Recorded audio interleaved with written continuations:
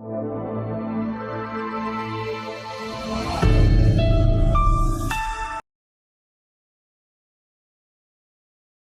बच्चों, स्वागत है आपका कंप्यूटर की कक्षा में आपकी पुस्तक कंप्यूटर की दुनिया कक्षा 8 बाय वाणी पब्लिकेशंस के साथ।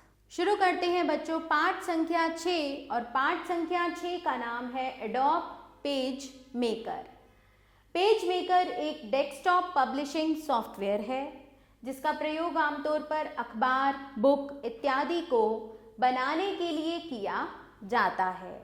इसके द्वारा हम आसानी से अखबार बना सकते हैं तथा किताब भी तैयार कर सकते हैं। डीटीपी जॉब वर्क के लिए वैसे तो अनेक सॉफ्टवेयर उपलब्ध हैं, किंतु इन सभी में एडोब पेज मेकर विशेष लोकप्रिय है। एडोब पेज मेकर 7.0 संस्करण पेज मेकर का एक आधुनिक संस्करण है। इसे कंप्यूटर में उच्च विंडोज ऑपरेटिंग सिस्टम पर इंस्टॉल किया जाता है। इसे चलाने के लिए डेस्कटॉप पर स्थित इसके आइकन पर माउस पॉइंटर को लाकर लगातार 2 बार क्लिक कीजिए। यहाँ जो आइकन्स होते हैं, ठीक है, क्लिक कीजिए या विंडोज के स्टार्ट मेन्यू के प्रोग्राम्स मेन्यू में स्थित एडोब उप मेन्यू के विकल्प एडोब पेज मेकर 7.0 पर क्लिक कीजिए। दिए गए चित्र में विंडोज डेस्कटॉप पर पेज मेकर 7.0 के आइकन तथा स्टार्ट मेन्यू में ऊपर दी गई विधि के द्वारा इस पर क्लिक करने पर इस प्रोग्राम की एप्लीकेशन विंडो मॉनिटर स्क्रीन पर नीचे दिए गए चित्र की भांति प्रदर्शित होती है। तो आपको इस प्रकार की यहाँ पर application window adobe page maker 7.0 की मिल जाएगी। पेज मेकर के इस नए संस्करण में पहली बार पहले से बने हुए डिजाइनों तथा लेआउट्स को जोड़ा गया है। तकनीकी भाषा में इनको टेम्पलेट्स कहा जाता है। जब पेज मेकर 7.0 को चलाया जाता है तो इसकी एप्लीकेशन विंडो में टेम्पलेट्स विंडो भी चित्र द्वारा प्रदर्शित होते हैं। ये टेम्पलेट्स अनेक वर्गों में वर्गीकृत होते हैं। टेम्पलेट्स विंडो में कैटेगरी के सामने दिए गए सिलेक्शन बॉक्स के दाएं सिरे पर दिए डाउन एरो पर क्लिक करने से इन वर्गों की सूची चित्र की भांति प्रदर्शित होती है।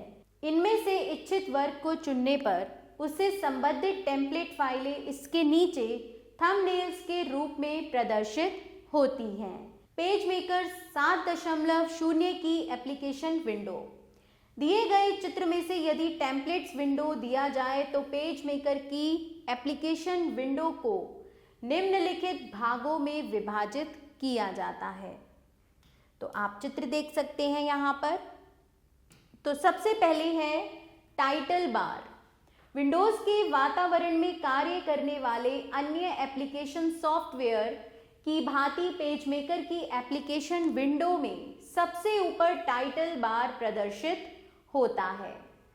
इस पर बाईं ओर पेज मेकर 7.0 का आइकन बना हुआ प्रदर्शित होता है। ये आपको दिख रही है टाइटल बार।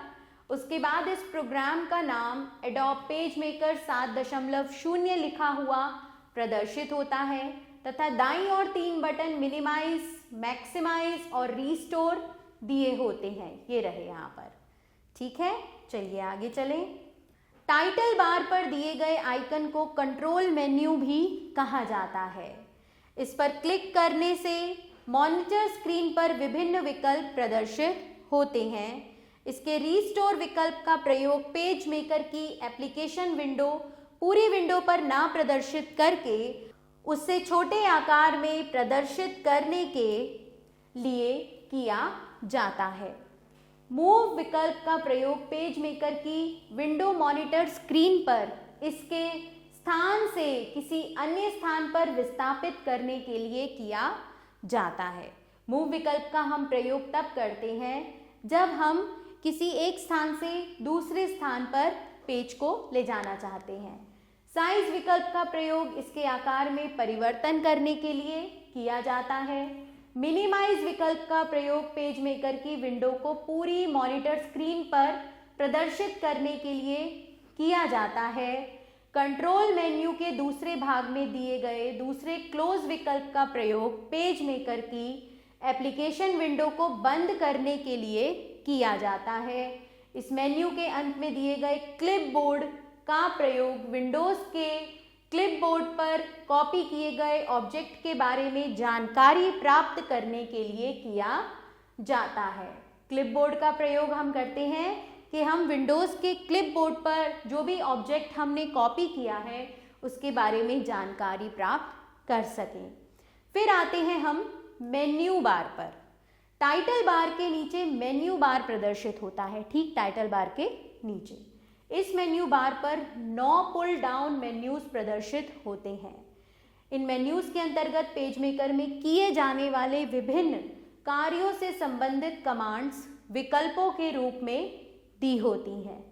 इस मेन्यूज के शीर्षक इनमें दिए गए विकल्पों को वर्गीकृत करते हैं। उदाहरण के लिए फाइल मेन्यू में पब्लिकेशन फाइल्स से संबंधित विकल्प, एडिट मेन्यू में पब्लिकेशन के संपादन से संबंधित विकल्प, लेआउट मेन्यू में पब्लिकेशन में बनाई गई विभिन्न आकृतियों, प्लेस की गई विभिन्न इमेजों से संबंधित विकल्प दिए होते हैं। तो बच्चों, फाइल मेन्यू में पब्लिकेशन की फाइल से संबंधित ऑप्शंस होते हैं। एडिट मेन्यू में उसके संपादन से संबंधित ऑप्शन यानी कि उसकी एडिटिंग से संबंधित ऑप्शन होते हैं। और लेआउट मेन्यू में पब्लिकेशन में बनाई गई जो आकृतियां होती हैं या जो इमेजेस प्लेस की हुई हैं उससे संबंधित विकल्प दिए होते हैं। पेज मेकर का यूटिलिटीज मेन्यू अत्यंत महत्वपूर्ण होता है। इस मेन्यू में पेज मेकर की विभिन्न सुविधाओं को विकल्पों के रूप में दिया होता है। व्यू मेन्यू में पब्लिकेशन के विभिन्न आइटमों तथा पब्लिकेशन को विभिन्न प्रकार से प्रदर्शित करने के संबंधित विकल्प दिए होते हैं। मेन्यू बार का अंतिम मेन्यू हेल्प है, जो कि पेज मेकर से संबंधित वांछित सहायता प्राप्त करने के लिए प्रयोग किया जाता है। फिर आते हैं हम स्टैंडर्ड टूल बार पर। पेज मेकर में पहली बार जोड़े गए स्टैंडर्ड टूल बार पर दिए गए विभिन्न टूल बटनों का प्रयोग करके हम अपना कार्य अल्प समय में कर सकते हैं। इस टूल बार पर दिए गए विभिन्न टूल बटन, उनके भी बटन और उनके कार्य निम्न हैं। सबसे पहले है न्यू टूल बटन, नया पब्लिकेशन बनाने के लिए। ये है इनके कार्य और ये है टूल बटन के नाम। ओपन, पहले बने किसी पब्लिकेशन को खोलने के लिए। सेव, पब्लिकेशन पर किए गए कार्य को सुरक्षित करने के लिए। और प्रिंट, पब्लिकेशन अथवा इसके इच्छित भाग को प्रिंट करने के लिए। फाइंड, पब्लिकेशन में कोई शब्द अथवा शब्द श्रृंखला को खोजने के लिए। और कैरेक्टर स्पेस है पब्लिकेशन के चुने गए अथवा टाइप किए जाने वाले टेक्स्ट के लिए फॉन्ट का प्रकार, आकार एवं फॉन्ट स्टाइल आदि का निर्धारण करने के लिए। फिर है इंक्रीज फॉन्ट साइज, पब्लिकेशन में चुने गए टेक्स्ट का फॉन्ट आकार बढ़ाने के लिए। इस टूल बटन पर क्लिक करने से चुने गए टेक्स्ट का फॉन्ट आकार 0.1 बढ़ जाता है। डिक्रीज फॉन्ट साइज, पब्लिकेशन में चुने गए टेक्स्ट का फॉन्ट आकार घटाने के लिए। इस टूल बटन पर क्लिक करने से चुने गए टेक्स्ट का फॉन्ट आकार 0.1 घट जाता है। फिर है स्पेलिंग, पब्लिकेशन में अंग्रेजी भाषा में टाइप किए गए टेक्स्ट की स्पेलिंग की जांच करने के लिए ये ऑप्शन होता है स्पेलिंग। फिर आते हैं फिल एंड स्ट्रोक पर, पब्लिकेशन में बनाई गई आकृतियों की आउटलाइनों तथा उनमें भरे जाने वाले रंगों का निर्धारण करने के लिए।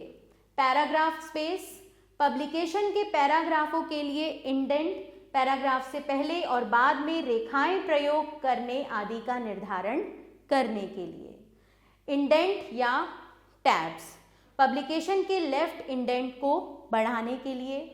आउटडेंट, पैराग्राफ के आउटडेंट इंडेंट को बढ़ाने के लिए।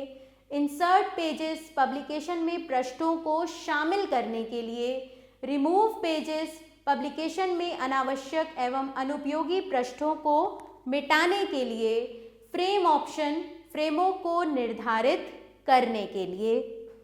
टेक्स्ट रैप बनाई गई किसी आकृति अथवा शामिल किए गए किसी ऑब्जेक्ट के चारों ओर टेक्स्ट के प्रवाह को निर्धारित करने के लिए पिक्चर पैलेट पब्लिकेशन में एडोब की लाइब्रेरी से किसी पिक्चर अथवा क्लिप आर्ट को प्रयोग करने के लिए पिक्चर पैलेट को खोजने के लिए प्लेस पब्लिकेशन में विभिन्न प्रकार की टेक्स्ट अथवा ग्राफिक फाइलों को इंपोर्ट करने के लिए और फोटोशॉप एडोब फोटोशॉप 6.0 को चलाने के लिए HTML एक्सपोर्ट पब्लिकेशन को एडोब PDF के फॉर्मेट में एक्सपोर्ट करने के लिए ताकि इसको एडोब एक्रोबैट रीडर में खोला जा सके।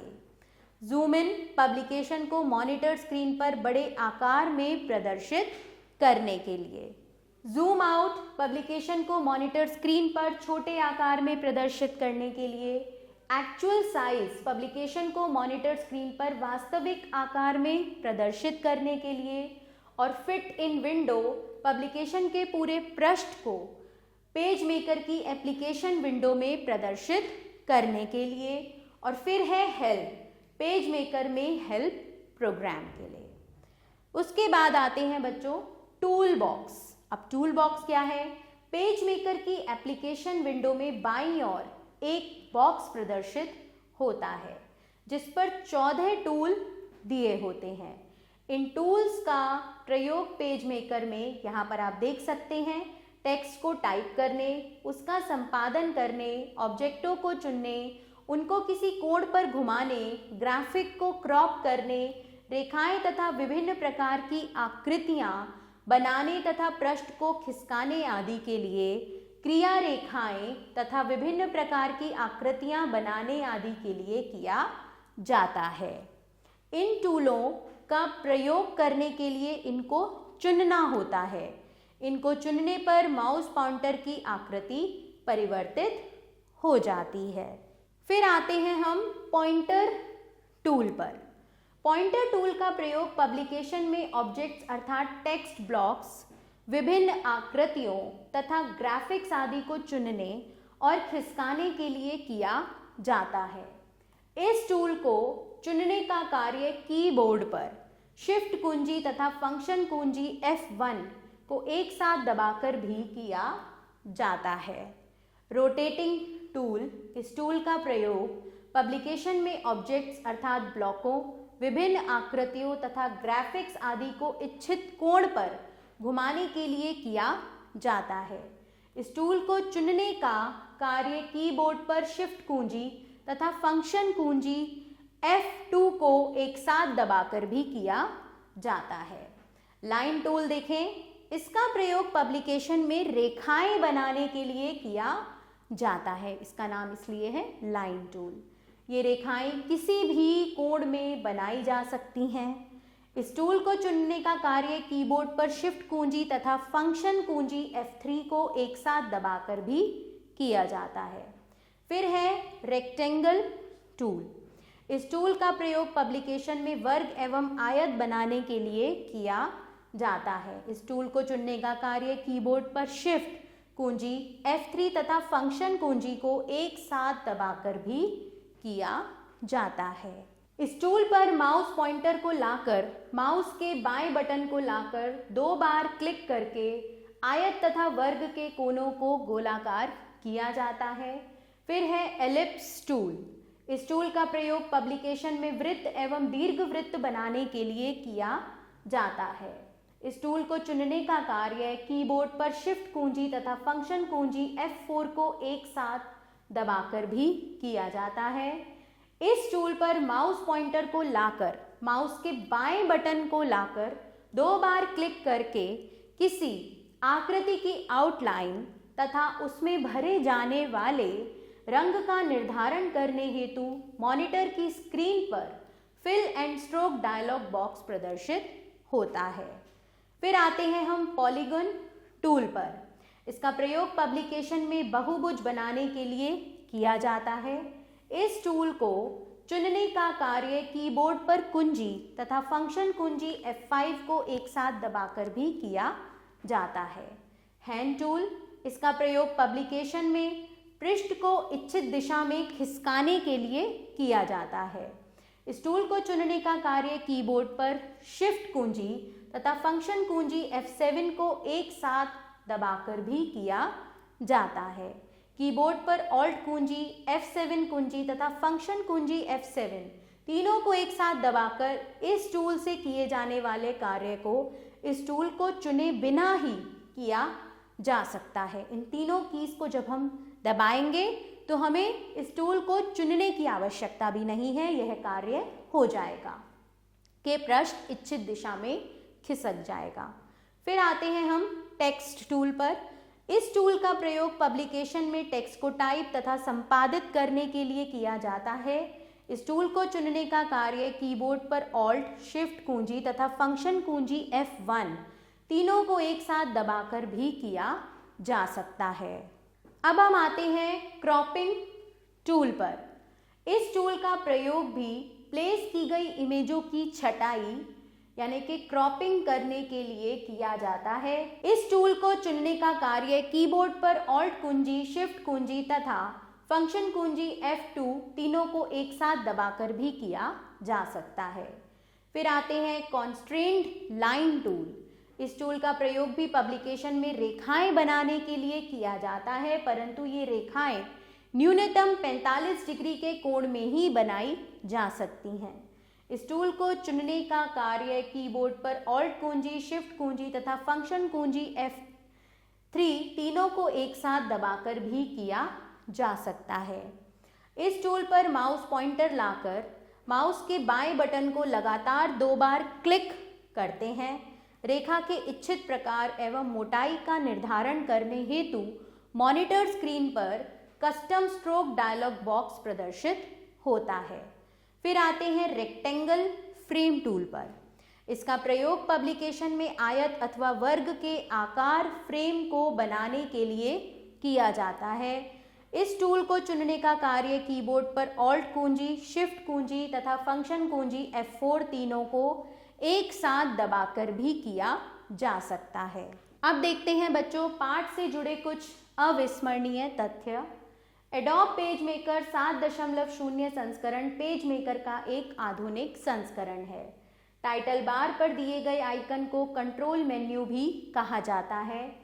पॉइंटर टूल का प्रयोग पब्लिकेशन में ऑब्जेक्ट्स अर्थात टेक्स्ट ब्लॉक्स, विभिन्न आकृतियों तथा ग्राफिक्स आदि को चुनने और खिसकाने के लिए किया जाता है।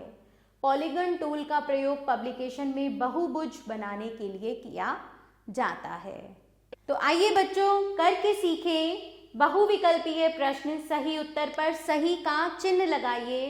पेज मेकर का एक आधुनिक संस्करण है एडोब पेज मेकर 7.0 और टाइल्स बार पर दिए गए आइकन को कहा जाता है कंट्रोल मेन्यू।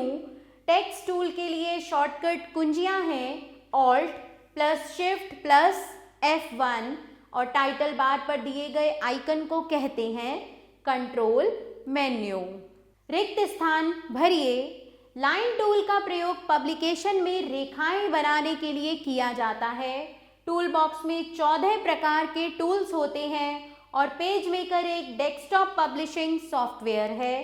पेज मेकर में हेल्प प्रोग्राम के लिए हेल्प टूल बटन का प्रयोग किया जाता है। टाइटल बार पर दिए गए आइकन को कंट्रोल मेन्यू भी कहा जाता है। सही कथन के सामने सही तथा गलत कथन के सामने गलत का चिन्ह लगाइए। Standard tool bar page maker में पहली बार जोड़ा गया है, सही। मेन्यू बार का अंतिम मेन्यू व्यू है, गलत।